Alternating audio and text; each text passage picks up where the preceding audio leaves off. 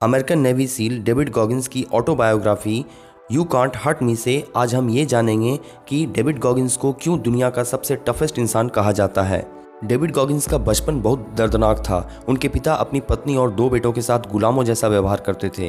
अपने पब में देर रात तक काम करवाते। उनके पिता माँ और बच्चों को बेल्ट से इस तरह से मारते कि डेविड कई दिनों तक स्कूल भी नहीं जा पाते थे।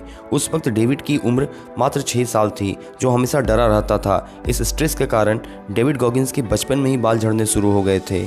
डेविड गॉगिंस बचपन में ही हकलाने लगे थे।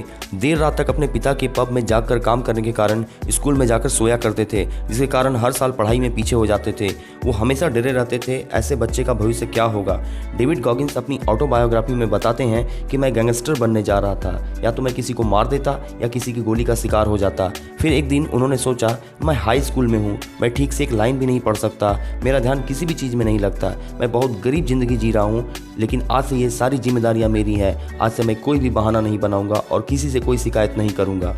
फिर डेविड गॉगिंस ने नेवी सील में जाने का प्लान बनाया, जो उनके लिए लगभग असंभव था। इसके लिए उन्हें 3 महीने में 50 केजी वजन कम करना था। इसके लिए उन्होंने दिन में 11 घंटे एक्सरसाइज करना शुरू किया और साथ ही साथ रिटन टेस्ट की भी प्रिपरेशन की।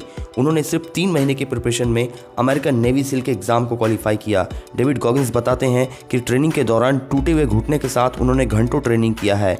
पानी के नीचे बिना सांस लिए टूटे हुए घुटने के साथ वाटर इवोल्यूशन टेस्ट पास किया। डेविड गॉगिंस नेवी सील थे। उनके बहुत सारे दोस्त इराक और अफगानिस्तान में मारे जा चुके थे और उनकी फैमिली के लिए डेविड गॉगिंस पैसा जमा करना चाहते थे। इसके लिए उन्होंने रेस दौड़कर पैसा जमा करने का प्लान बनाया। इस रेस में दौड़ने से पहले उन्हें एक क्वालिफाइंग रेस दौड़नी थी, जिसमें उन्हें 24 घंटे में 100 मील की दौड़ लगानी थी। डेविड गॉगिंस ने बिना प्रिपरेशन के इस रेस में पार्टिसिपेट किया। 50 मील दौड़ने के बाद उन्हें खून की खांसी आने लगी, फिर भी वो नहीं रुके। 70 मील दौड़ने के बाद जब वो थोड़ी देर के लिए रुके तो उनके शरीर के बहुत सारे पार्ट्स से खून आ रहा था और उन्हें डायरिया भी हो गया था और वो अच्छे से देख भी नहीं पा रहे थे। फिर भी वो खड़े हुए और धीरे धीरे चलने लगे। 81 मील पर उनके पैर में फ्रैक्चर हो गया, तो उन्होंने अपने पैर पर डक्ट टेप लगाकर रेस पूरी की। डेविड ने चैरिटी के लिए 2 अनसक्सेसफुल अटेम्प्ट के बाद तीसरी अटेम्प्ट में 17 घंटे में 4030 पुलअप का वर्ल्ड रिकॉर्ड भी बनाया।